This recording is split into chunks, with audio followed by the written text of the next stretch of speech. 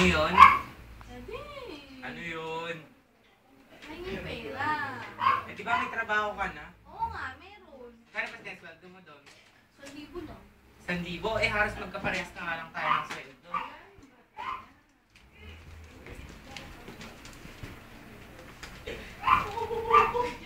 Daddy, hindi niyo nga naintindihan. Berta, hindi nga. Daddy, mali ang intindi niyo. Naiintindihan ko yun. Parang sinabi mo lang na bobo ako. Hindi naman daddy sa ganun. Oh, eh ano ba yun? Ang bakal ko talaga. Sige, tuloy.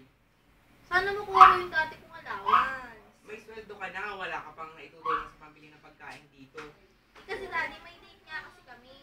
Eh, alam mo ba dati, ako ang dumadalaw dyan sa nanay mo. Oo nga, tanda ko. Dinadaldal mo lang ako ng mani at balot.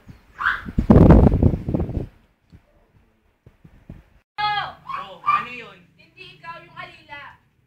Bakit po? At ba sa bahay na to may kapangalan ako? Tatanggalin ko na siya. Nakabasag na naman ang pinggan.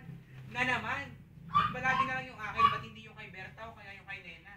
Kanina na naman yung nabasag ng pinggan. Opo, senyora. Oh, nagawa mo na ba yung pinapagawa ko sa'yo? Alin po, yung kailangan ng isang muchacho? Oo, Francisco. Oh, ano? Bakit? Hindi ikaw yung alila. Hindi pa po. Anong hindi?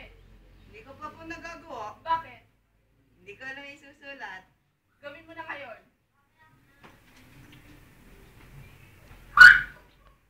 Oh, ba't hindi ka pa naalis? May pera, hindi kaya makakalis na walang pera. Wala ka makukuha sa amin, Berta. Mag-jeep ka na lang. Wala.